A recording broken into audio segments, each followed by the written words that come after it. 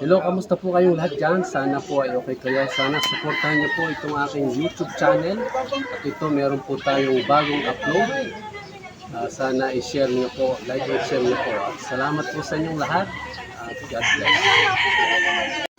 So ayan, nandito na sila Tate Chris tsaka si Nanay Miding. Yung dalawang senior citizen na bibigyan ni Sir Will ng salamin sa mata.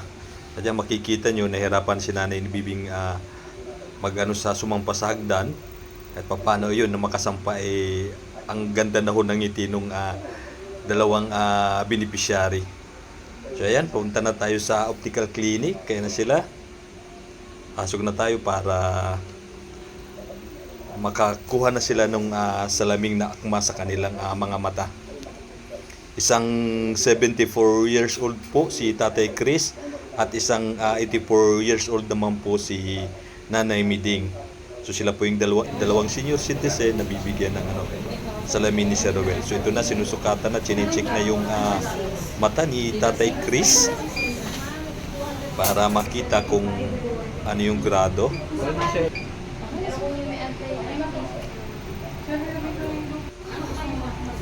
So ayun, sinusukatan na kung ano yung akmang frame kay Tatay Chris.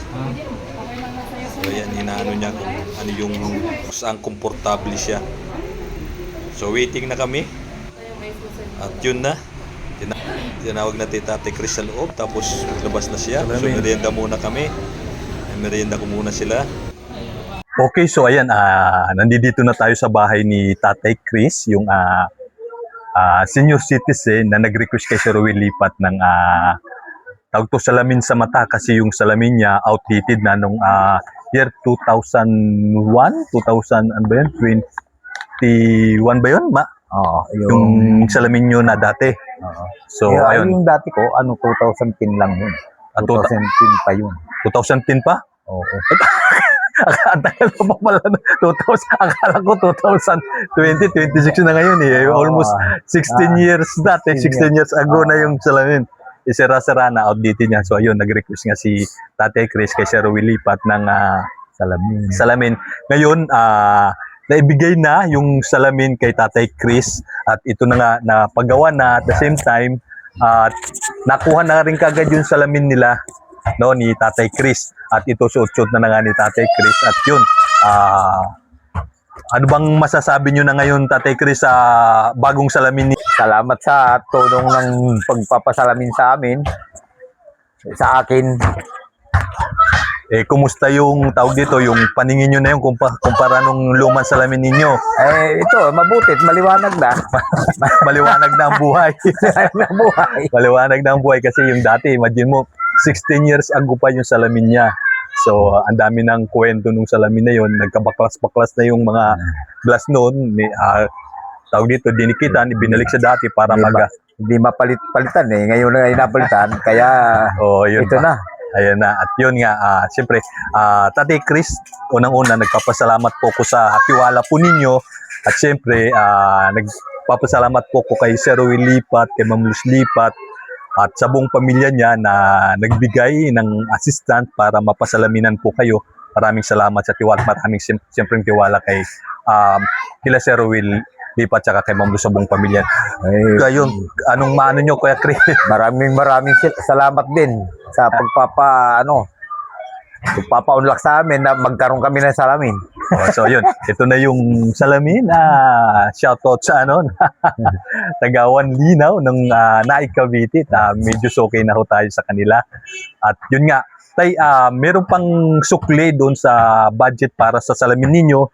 Bibigay ko na ho sa inyo. Ito yung sukli. Ito yung sukli. Kunin nyo na yan. Sukli yung pang merienda, pang bili ng bigas. Doon sa sukli ninyo. Salamat. Tinitip ko kasi para makita. Laking tulong para sa amin to. Pang bigas-bigas, pang sardinas, konti doon sa Okay, so yun, maraming salamat sa tiwala kasi punta pa rin ako doon kay Nanay Miding para ma-interview. At yun, kala ko nga to. Iniwalay ko lang kayong kausapin para individual yung At yun, mainam naman at mabilis din lang. Naghintay lang kami ng halos 1 oras mahigit para magawa na kagad yung salamin. Kasi napakabilis talaga ng proseso Oo. ng pagkakaano ng salamin. may stock naman daw silang lens, kaya yun, nakuha na rin kagad, hinintay lang natin ng konti. At the same time, yun na. At syempre nga, sabi nga ni Tatay Chris, lumiwanag na daw po ang buhay. So yun, Tatay Chris, maraming salamat. Maraming salamat din. Kila Ma'am Sir Ruel Lipat. Sir, maraming- Ruel Lipat. Sir Ruel, Lipat. marami pong salamat. Sir Ruel Lipat, Kay Ma'am Luz Lipat. Ma'am Los Lipat. Sa Kaya, buong pamilya. Ayan. sa inyong buong pamilya, maraming pong salamat sa inyo. So ayun, at go na po tayo. Maraming salamat sa pagtitiwala. Sana doon. Pagpalain pa po kayo. Yun nga. At yun lang. Magandang hapon po sa inyong lahat dahil hapon na po sa amin. Sa kanila, gabi na at ngayon. Umaga pala. Umaga pala. Umaga, oo, sa kanila. Yun yung ano. Yun nga, talagang, ayun, believe nga ako kay Sir Ruel Lipat. Sa buong pamilya, kay Ma'am Luz. Kasi sa kabila ng hindi ganun kadami yung nag-views nung sa kanyang YouTube channel, nandiyan siya handang tumulong sa mga kababayan natin na nangangailangan. The same time, itong ginagawa natin, inaano natin sa mga YouTube channel para na sa ganun mas marami pa yung mapaabutan ng tulong, no?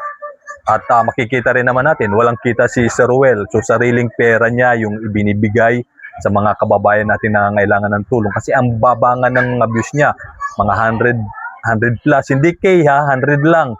100, mga 10s, ganun lang yung mga 60, 80s, yung mga views ni Sir Ruel Lipat. Pero sa kabila nun, na-realize ko na rin na talagang hindi ang purpose ni Sir Ruel sa kanyang pag-YouTube channel, sa kanyang YouTube channel na kumita.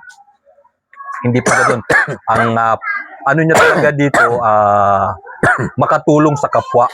So kinukunan ng video para na sa ganun mas maraming makaalam, no? At mas maraming matulungan na nagbibigay po siya ng tulong. Imagine nyo, sa sarili niya talagang bulsa sa sahod. Napakadami niyang, kaming katulad namin, scouter.